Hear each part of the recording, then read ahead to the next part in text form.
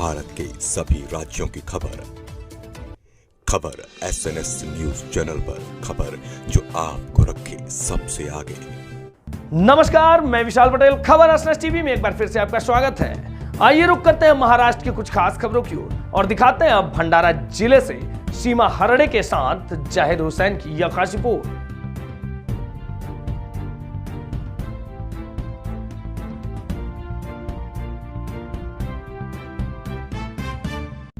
तो जैसा कि हमने कुछ दिन पहले अडाल परिसर के किसान जो कलेक्टर को निवेदन देने आए थे, खेती की फसल जो उनकी बर्बाद हुई है, तो आज हम उन्हीं के खेत में खड़े हैं।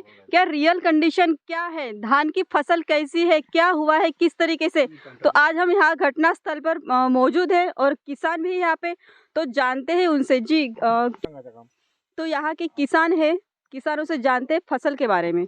जी क्या बताएंगे आप? जी मैडम, इस साल में तो खेती में बहुत खर्चा आया हुआ है और ये किसानों की आप स्थिति देख रहे हो, हमारा बहुत नुकसान हुआ है। ये खोड़ कीड़ा बोलती इसको, इसके वजह से ये जो सफ़ेद लोम खेत में उगाई है, इस वजह से किसान बहुत चिंतित है। जी किस तरीके से वो जो आप अड़ी बोलते हो, किस तरीके से लगती है, किस तरीके से वो फसल बर्बाद करे, थोड़ा दिखाएंगे जरा। तो ये जो मैडम ये आप देख रहे हो, ये पौधे में ही अड़ी निर्माण हो जाती है नीचे से ही, तो ये बीच में से काट लेती है। तो ऊपर में अगर ये आ जाए धान की फसल, तो ऐसे सफेद करके आती है। चावल नहीं रहता इसमें एक भी दाना चावल का नहीं, आप पूरे खेत में देख सकते हैं। और कीटकनाशक की फवारनी से 2-4 बार फवारनी की, लेकिन इसमें कोई फायदा नहीं मिला किसानों को। जी जैसा कि आपने कहा है कि कीटकनाशक की फवारनी की है आपने कृषि विभाग से दवाई लाके, कृषि विभाग से, कृषि केंद्र से, हाँ वहाँ से लाके, तो जब आपने कुछ फायदा नहीं दिखा फवारनी करने के बाद भी, तो उन्होंने क्या कहा, आपने उनसे राय नहीं ली इस बारे में? अपने ये ना हो जाएगा बोलते हो, और दूसरा डोज मारो ऐसे बोलते। तो ऐसे काफी कितनी डोज आपने अभी तक दिए हैं? एक तो कैसी बात है, ये पहले रोग समझता भी नहीं उतना, इसलिए नहीं क्या हम काश्तकार लोग थोड़े चिंतित है कि आज हमारे को 30,000 रुपये 1 एकड़ खेती करने को खर्चा आता है, तो हम कैसे कैसे करेंगे। और ये नैसर्गिक आपत्ति, ये खोड़ कीड़ा, करपा और तुड़तुड़ा, अभी भी इसका कुछ हुआ नहीं। ये धान का नहीं क्या कुछ हुआ नहीं अभी भी। जब तक हम काटेंगे नहीं और पिसाई करेंगे नहीं इनकी, तब तक ये हमारा नहीं, क्योंकि यहाँ पे अभी भी तुड़तुड़ा आ सकता है। तुड़तुड़ा वो खेत में है अभी भी, वो दिखा था तुम्हारे को। मगर ये खोड़ कीड़ा ऐसा है कि जहाँ हमारे को 1 एकड़ में जैसे 20 बोरे होने को होना, तो अभी ये खेत में हमारे को 5 बोरे होंगे। तो हम 30,000 रुपये लगा कर भी, 1 एकड़ को 30,000 रुपये खर्चा लगा के भी आज हम 5,000 के यानी 6,000 के फसल निकालेंगे, तो 25,000 रुपये कैसे लाएंगे? फिर हम बोलते कि काश्तकार फांसी लगते कर्ज से, तो कैसे नहीं लगेंगे कर्जा से फांसी?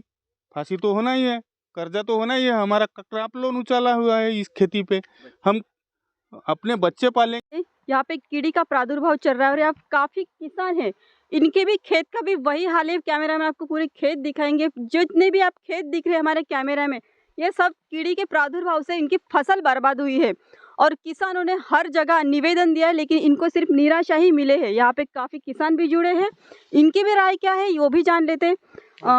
इस गांव के उप सरपंच साहब जुड़े हैं, जी क्या बोलेंगे आप?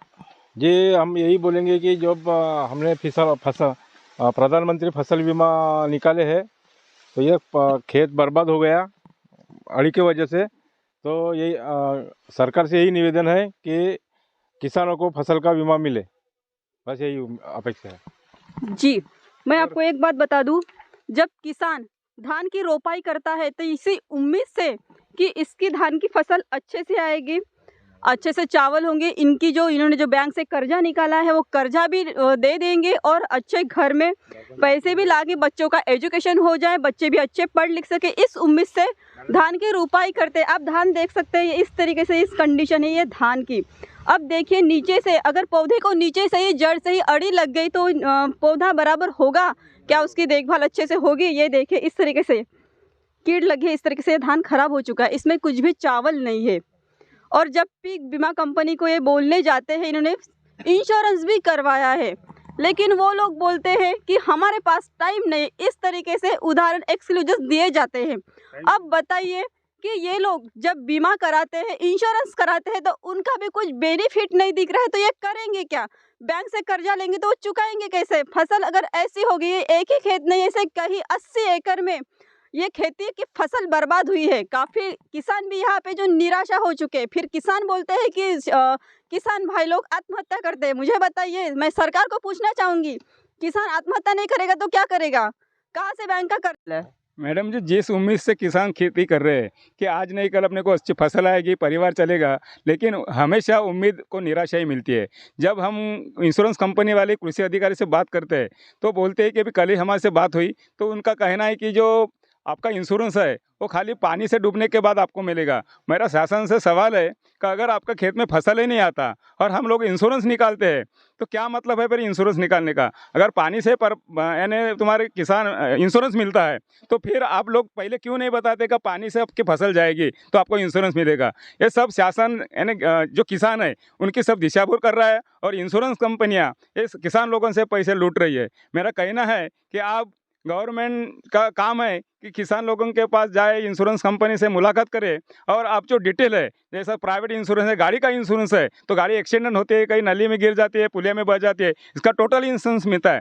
मेरा शासन से सवाल है कि अगर किसान का अगर धान के घर में फसल भी नहीं आएगी और पैसे नहीं बनेंगे तो इंश्योरेंस निकालने का मतलब क्या है? और गवर्नमेंट जोर दे के कह रही कि आप इंश्योरेंस निकालो। लोगों ने अपना टाइम धंधा छोड़ के सेतु केंद्र में गए, इंश्योरेंस निकाला। अगर ये इतनी फसल जाने के बाद अगर 100 रुपये में 20 रुपये नहीं बनेंगे तो आपका इंश्योरेंस का क्या मतलब रहेगा?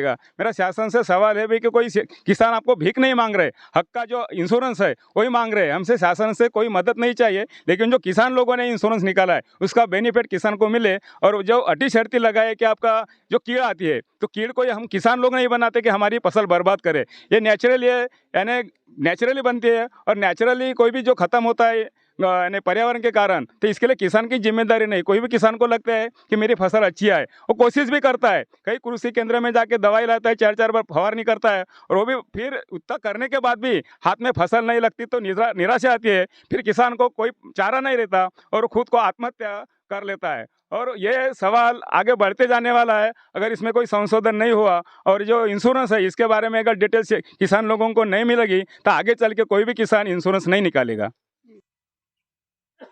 और किसान लोग जिस उम्मीद से खेती कर रहे हैं तो किसान टाइम नहीं देखता। अगर और गवर्नमेंट कर्मचारी देखो तो 10 बजे आता है, 5 बजे जाता है, लेकिन किसान की लाइन रात को 12 बजे आती है। भाई सरकार से मेरा सवाल है कि अगर रात को 12 बजे लाइट आती है, सुबह 6 बजे जाती है, तो अपने बच्चों, अपने औरत की और परिवार की चिंता छोड़ के बेचारा रात को खेत में जाता है। अगर कम ज़्यादा उसका हो गया तो उसका जिम्मेदार कौन? और उसको मजबूरी है क्योंकि 12 बजे लाइट आती है, अगर रात में नहीं उठा तो उसको फसल को पानी नहीं होगा। और ये सब करने के बाद भी ये ऐसी फसल अगर हाथ में लगी तो किसान के आगे क्या चाह रहा है? उसका परिवार पालना है, बच्चे की शादी है, कोई प्रोग्राम है, तो उसके चिंता में बेचारा वो आदमी मर जाता है। तो मेरा शासन से सवाल है कि आप नागपुर के मेट्रो बनाते हो, दिल्ली के बड़े बड़े सड़कें बनाते हो, तो मेरे ख्याल है कि हमारा बहुत सारे ग्रामीण का जो प्रॉब्लम है, आप ग्रामीण में कोई MIDC नहीं बनाते, पूरा किसान खेती के ऊपर निर्भर है। तो हम गवर्नमेंट से यही चाहते हैं कि आपने जो ग्रामीण इलाका है इसको अच्छा बनाए, किसानों को लाभ दे और भीख नहीं दे रहे। हमने खुद का जो इंश्योरेंस निकाला है उसका बेनिफिट दे।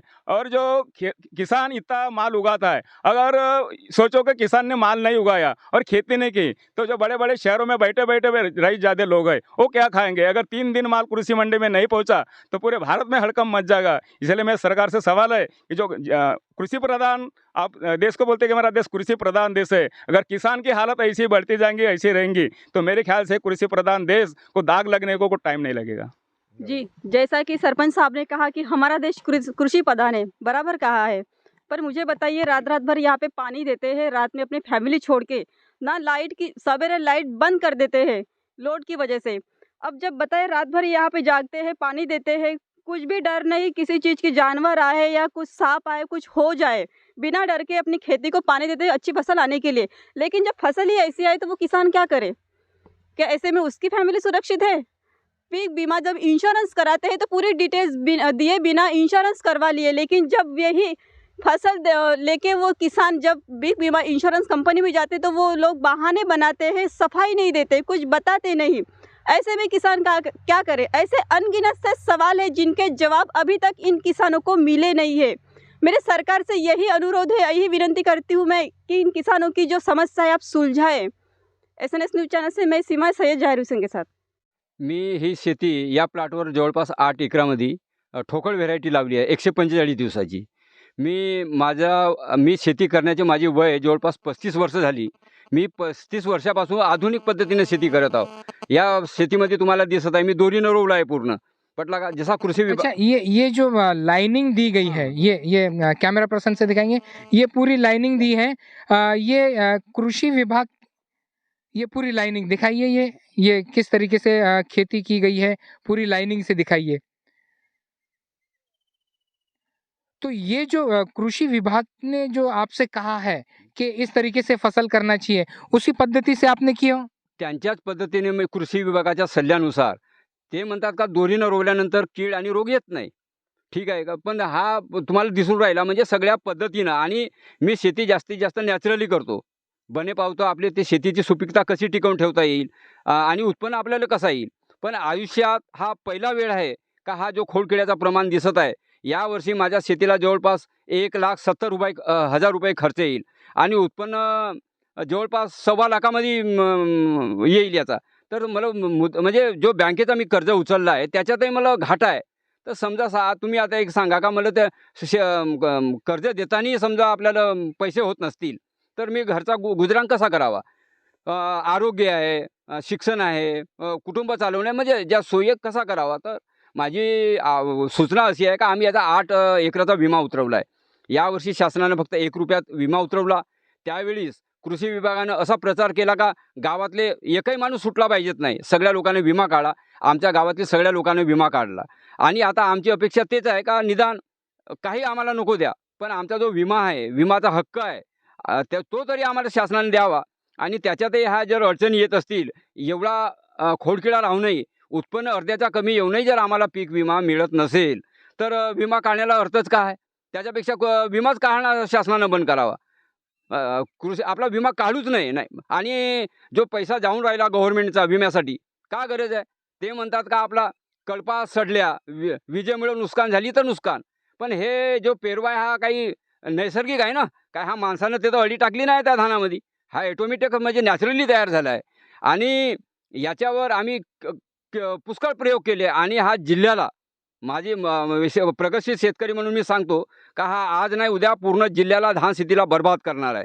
आणि याच्यामुळं कृषी विभागानं ॲक्शन घेऊन याचं संशोधन करून खोडकिड्यावर कशी मात करता येईल आणि शेतकऱ्याला का गायडन्स करता येईल याच्यावर आपला संशोधन करून पुढच्या वर्षीपासून निदान खोडकिडा कसा कमी करता येईल आणि शेतकऱ्याला कसा वाचवता येईल याचा प्रयत्न करावा. आणि मी कृषी विभागाला एक सल्ला दिला होता. का होऊन राहिला, कृषी विभागाचे लोक गावोगावी आहेत, पण आज आमचा शेतकरी हा कोणाच्या सल्ल्याने औषधी घेऊन राहिला. दुकानात जाते, कृषी केंद्रामध्ये जाते. ज्या किडीला रोगाला हेक्टरी 700 रुपयाची औषधी लागते, तो दुकानदार कमीत कमी 2 ते 3 हजार औषध देते. म्हणजे त्याच्यामध्ये आमच्या शेतकऱ्याचा पॅकेट खाली होऊन राहिला. मी आता माननीय जिल्हा कृषी अधिकारी माने मॅडम यांना एक पत्राद्वारे कळविलं का जसा तुम्ही माणसाला तो जर माणूस फार्मसीत गेला तर तो औषधी देईल का, औषधी देणार नाही. तशासारखा हा एक पीक आहे आणि त्याच्यात कृषी विभागाच्या लोकांना पूर्ण कल्पना असते का आता वातावरणात कोणती कीड आहे, कोणती रोग येणार आहे. आणि त्याच्या सल्ल्यानुसारच पुढे तरी एक आदेश काढून का जोपर्यंत कृषी विभागाची चिठ्ठी राहणार नाही तोपर्यंत तो कृषी सेवा केंद्रवाला औषधी देणार नाही. त्याच्यामुळं पिकाला परफेक्ट औषधी मिळेल. आणि जो शेतकऱ्याचा आमचा अव्वाचा सव्वा खर्च होऊन राहिला, जो आम्हाला कृषी केंद्रवाला फसवत आहे आणि त्याचे खिसे भरून राहिले, ते आमचे पैसे वाचतील आणि योग्य ती औषधी मिळाल्याने पीकही चांगलं येईल. तो आपका कहना ये है कि हर गांव में हर जगह पे कृषि विभाग के अधिकारी है मौजूद है, तो उनको आना चाहिए, खेतों में देखना चाहिए किस प्रकार से, जैसे कि एक मरीज डॉक्टर के पास जाता है तो उसी प्रकार से वो आना चाहिए, फसलों को देखना चाहिए और वो कृषि विभाग के अधिकारी ने वो लिख के देना चाहिए ताकि फसलों को कीड़ी न लगे और उनकी फसल अच्छी आए. हाँ, ऐसा ही है. ये मैंने सुझाव दिया है. वो अभी सुझाव जो है वो इनके ऊपर डिपेंड नहीं करता है. भंडार अपना अधिकारी ने ऊपर भेजने के होना क्या काश्तकार बर्बाद कैसा हो रहा. तो जब तक पर्ची जाएंगी नहीं केंद्र के पास तब तक वो औषधि नहीं देगा. आणि जो लूट हो रही काश्तकार की बिना फालतू वो रुक जाएंगी. अच्छा, ये जो आपकी खेती में धान आप बोलते हैं कि ये इसको कीड़ा लग गया है, किस प्रकार से लगा है, क्या आप दिखा सकते हो? हो दिखाइए। देखिए, ये इसमें कुछ जान नहीं है। हाँ, देखो, कैमरा पर्सन दिखाइए इसमें। ये ऊपर आ गया, यानी जो इसकी जो अड़ी रहती, इसने ये यहाँ से काट दिया की वजह से जो अंदर जो जाता वो नहीं जा रहा, तो इसलिए ये सफेद हो रहा। इसमें एक भी धान नहीं है। अच्छा, देखिए, इसमें एक भी धान नहीं है। ये देखिए, हम हाँ। कैमरा पर्सन से कहेंगे कि ये देखिए, इसमें एक भी धान नहीं है। सच बात है, यहाँ पर एक भी धान नहीं है इसमें लगा हुआ, और ये तमाम की तमाम फसल बर्बाद हो चुकी है। नरेंद्र जी, इसमें आपका कितना % नुकसान होने के चांसेस है? मेरे ख्याल से अभी मेरा अनुभव ऐसा है कि इसमें कम से कम 50% से ज़्यादा नुकसान होगी। ये धान में कम से कम 50% से, यानी अब मेरे को इसका उत्पन्न 15 क्विंटल आना चाहिए था नेचुरली की वजह से, तो अभी ये तो 50% के नीचे आ जाएगा। अच्छा, तो बीमा कंपनी जो ना आप लोगों ने, तमाम गांव के लोगों ने बीमा कंपनी से फसलों की बीमा करवाई है, तो उनका क्या मानना है? कृषि विभाग का यही कहना है कि ये जो है, जो आने वाली पद्धत है गवर्नमेंट की, वो जब इंग्रज के ज़माने की है, वही सिस्टम चल रही, तो इसको बदलाव होना चाहिए। अभी उत्पन्न बढ़ गया काश्तकारों का, ये बोल रहे कि अपना 8 खंड यानी 12 क्विंटल आ गया, तो 100% आ गया। तो इसका जो टेबल है आने वाली का, वो बदलना चाहिए। और हमारी को कोई अपेक्षा नहीं, जो बीमा है वो हमको हक से गवर्नमेंट ने बीमा की अपना सिफारिश करके देना चाहिए। बीमा कंपनी क्या कह रही है? बिना कंपनी तो आज तक दिखी नहीं गांव में। हमने कौन बीमा वाले हैं, क्या है, वो एड्रेस देते, फोन करो, ये करो, वो करो, मगर हमने SNS न्यूज़ चैनल के माध्यम से सरकार से भी, बीमा कंपनी से भी ये अनुरोध करते हैं कि अगर इसी तरीके से तमाम लोग, अगर किसान लोग जो धान की खेती करते हैं, गेहूं की खेती करते हैं, और अगर उनके फसल अगर इसी तरीके से बर्बाद हो जाए और वो लोग आत्महत्या करें या अपने खेत को बेचे, या दूसरी तरफ वो लोग अगर दूसरी फसल करते, तो फिर कुर्सी पे जो बैठे हैं वो खाएंगे क्या? मैं SNS न्यूज़ चैनल से ये अनुरोध करता हूँ सरकार से और कलेक्टर साहब से और बीमा कंपनी से, कृषि विभाग से, कि इनका किसानों के बारे में सोचा जाए और उनकी जो फसलें बर्बाद होती है उनके बारे में सोचा जाए, उनको मुआवजा दिया जाए और उनकी फसलें अच्छी होने के लिए उनको मदद किया जाए। मैं SNS न्यूज़ चैनल से सैयद ज़ाहिर हुसैन, सीमा हरडे के साथ, तिर्री, भंडारा।